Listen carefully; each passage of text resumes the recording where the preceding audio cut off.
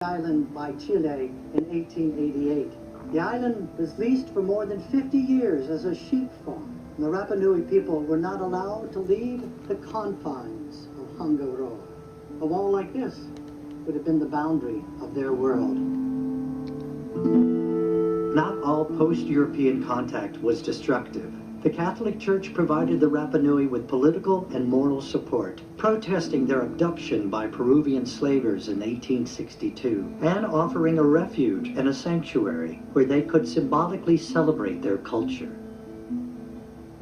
La Iglesia de Santa Cruz is an excellent example of religious syncretism. Here on Rapa Nui, the Roman Catholic Church has been a rather positive influence, many times attempting to make the people's lives better.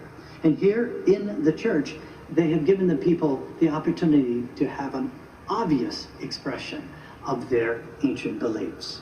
You'll see symbols of their former beliefs in the icons, in the baptismal font, and particularly in a statue of the Sacred Heart of Jesus, where you'll see symbols of the Rapa Nui deity Maki Maki. Foremost, you'll see it in the Rei Muro, the wooden necklace that is strung across the chest of Jesus, which is also the symbol of power worn by the Rapa Nui chieftains.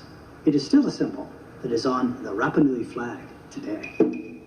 In spite of centuries of suppression, the symbols of Rapa Nui culture have never died. Recently, they have transcended the actual and psychological walls that bound them and touched the outside world through the art of sculptors like Bene Tuki. ¿Cómo siente cuando usted mira los figuras grandes? ¿Hay una conexión por usted y este también? De todas maneras, un artista tiene conexiones con todo el arte que existe a nivel mundial.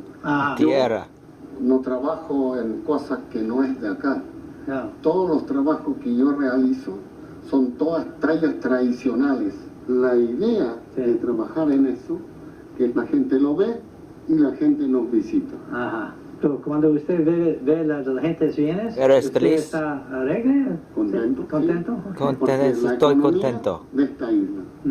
Acá nosotros no exportamos nada. Sí. Vivimos del turismo. Pero Bene, muchas gracias por tomar el tiempo para hablar conmigo. Mauro. No te hagas, no.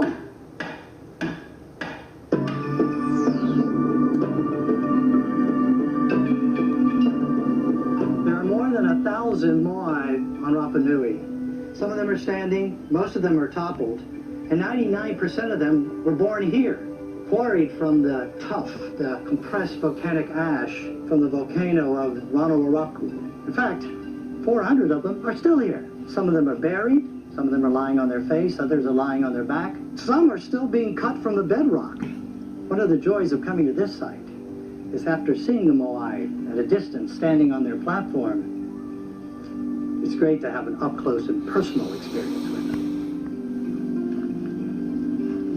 The Rapa Nui that created the moai were a stone-aged people. So you might be wondering, how did they cut into that stone to create those huge, magnificent figures? How about using a stone? This is a toki, a tool made from basalt, which was harder than the tuff, the compressed volcanic ash.